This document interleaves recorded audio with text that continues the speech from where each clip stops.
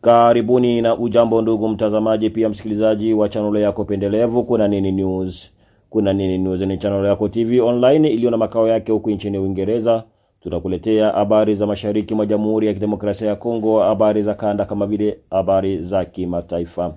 Leo ni siku ya Alhamisi ya tarehe Mei 15 mwaka wa 2025.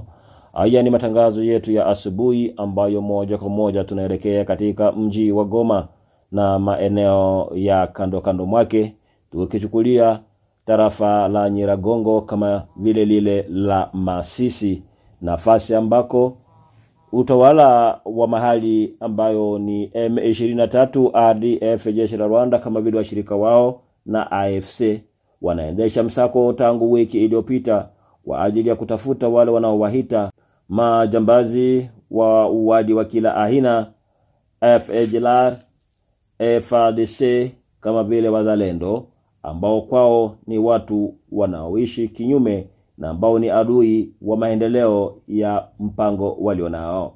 Kwa mujibu wa habari tulizo nazo, zimesema kwamba tangu siku ya Jumatano ya tarehe Mei 14, waziri wa mambo ya ndani wa Jamhuri ya Kidemokrasia ya Kongo anayehusika na masuala ya usalama, Yakeme Shabani, aliweza kutoa kitangazo kuhusu ukiukwaji wa haki za binadamu unaoendeshwa katika maeneo yanayomilikiwa na M23 RDF jeshi la Rwanda kama vile AFC.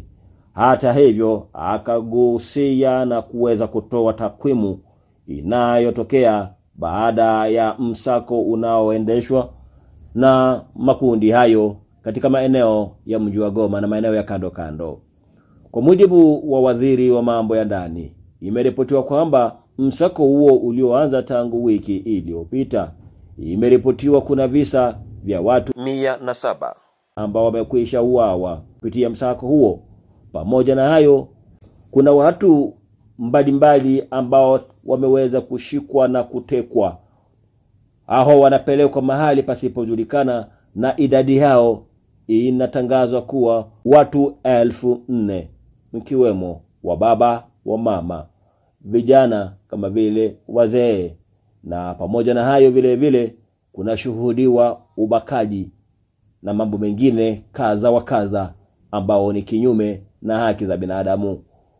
Serikali ya Jamhuri ya Kidemokrasia ya Kongo kupitia waziri wake wa mambo ya ndani kama vile usalama ametangaza na kutuhumu muungano huo wa M23 RDF jeshi la Rwanda kama vile AFC kujihusisha na mambo ambayo ukihukwaji wa hali ya juu. Hata watu ambao huonekana kwamba ni wakimbizi wanatendewa vitu ambavyo ni unyanyaso kabisa dhidi ya maisha yao. Waziri wa mambo ya ndani ameweza kusema kuanzia tarehe Mei 10 mwaka wa 2025 hadi 13 kuna msururu wa operesheni za misako inayofanywa, na hiyo ni kutafuta FDLR, FARDC na wazalendo kama vile tulivyoongea katika jiji la Goma, eneo la Nyiragongo na lile la Masisi. Maeneo ambayo tayari kumefanywa msako huo ni kama vile kata ya Ndosho, Mugunga, Lac Vert, Katoi, Majengo, Sake na Kimoka. Na kama vile nilivyotangulia kusema ni kwamba matukio ni kwamba watu 107 tayari wamekwisha uawa na zaidi ya watu 4,000 mkiwa wanaume, vijana, wavulana wameisha tayari kukamatwa na kupelekwa mahali pasipojulikana, wakiwa wenye kuwekwa ndani ya malori, na kufikia sasa mahali walipo haifahamike, lakini wengi hutajwa wenda vile vile uhuliwa. Pamoja na hayo kuna swala la kuwapa uhuru wa kutembea wakaaji wanaoishi katika maeneo wanaomiliki muungano huo wa M23 RDF jeshi la Rwanda.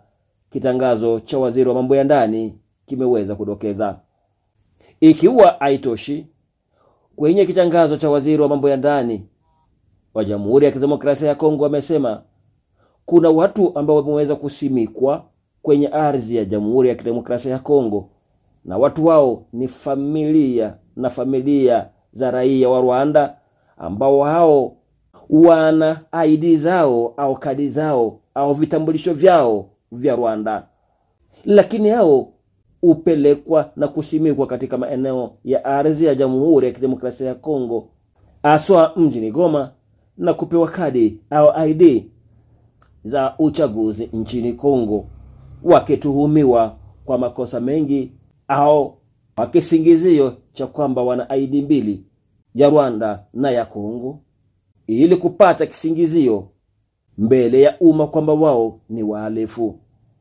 Ikiwa haitoshi, kuna mambo ya kamata aswa wale ambao wafahamika kwamba kuwa ni wakimbizi wanaoishi katika maeneo ambao wao wanamiliki.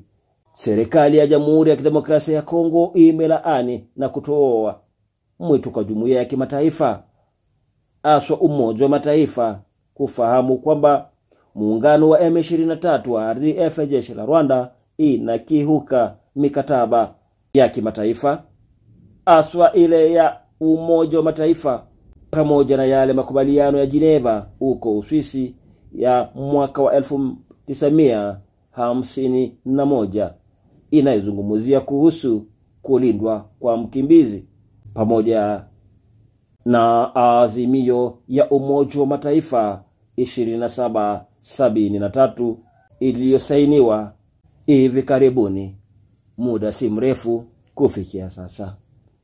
Na nikufikia hapo, ndugu mtazamaji, sina cha ziada. Ombi langu kwako wewe unaonisoma kwa muda kama huu, wewe unaotusoma na kutusikiliza, kabla ya kuondoka, ikiwa bado huja subscribe, tafadhali usikose kusubscribe, usikose kulike, usikose kuacha comment yako na kutuandikia mahali ulipo, na hatimaye usikose kushare kwa wengine.